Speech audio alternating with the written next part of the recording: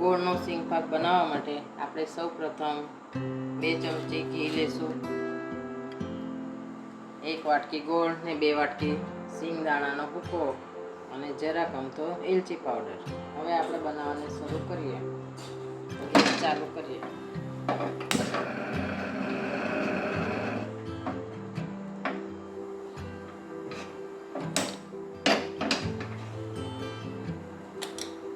ઘી ગરમ થાય એટલે મેં તેમાં ગોળ નાખી દઈશું.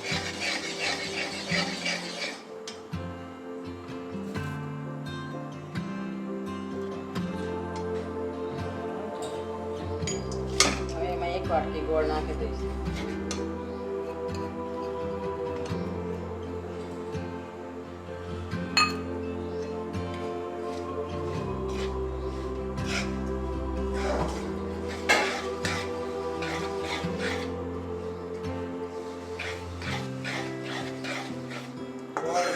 થાય એટલી વાર તેને આપણે ગરમ કરશું.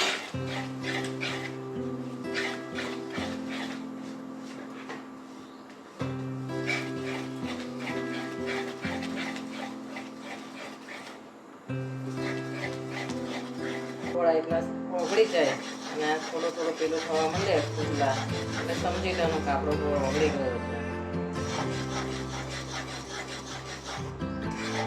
આપણે બહુ પાયો કરવાનો નથી, નહીંતર કડક થઈ જાય.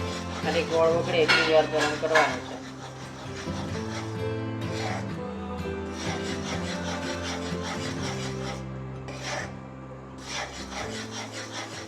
ગોળ સંપૂર્ણપણે મેલ્ટ થઈ ગયો છે. હવે એમાં આપણે સિંગદાણાનો ભૂકો નાખી દઈશું.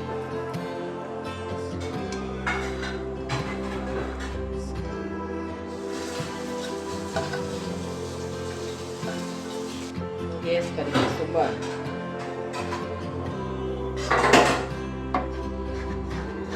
અને એલચી પાવડર નાખી દઈશું.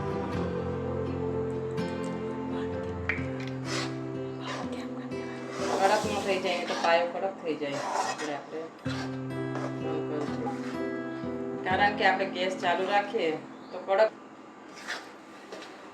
બંધ મેં એટલે માટે કરી દીધો કે ચાલુ રહે ને તો કડક થઈ જાય, એટલે પછી બંધ કરી દેવાના. આપણે પોચો સ્મૂથ બનાવવા માટે ગળ્યા પણ જેને દાંત ન હોય એ પણ ખાઈ શકે એવું પોચો રહે એવું.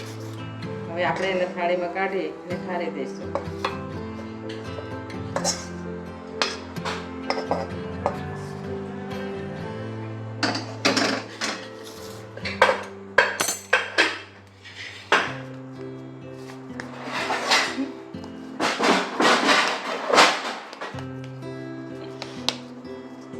આ રીતના થાળીમાં એને પાથરી દઈશું અને પીસ કરી લઈશું. 10-15 મિનિટ ઠરવા દઈશું, પછી આપણે એના પીસ કાઢી દઈશું.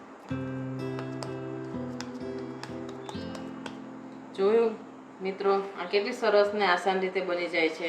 જ્યારે પણ કોઈ મહેમાન આવવાનું હોય તો બહુ ઝડપથી 10 થી 15 મિનિટમાં તૈયાર થઈ જાય છે. સિંગનું ખાલી રેડી રાખ.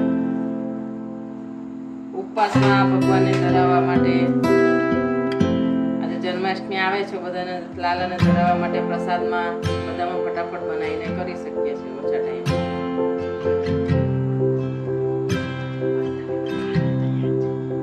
15 મિનિટમાં સરસ મજાનું ભગવાનને ધરાવવાને ખાવા માટે તૈયાર છે.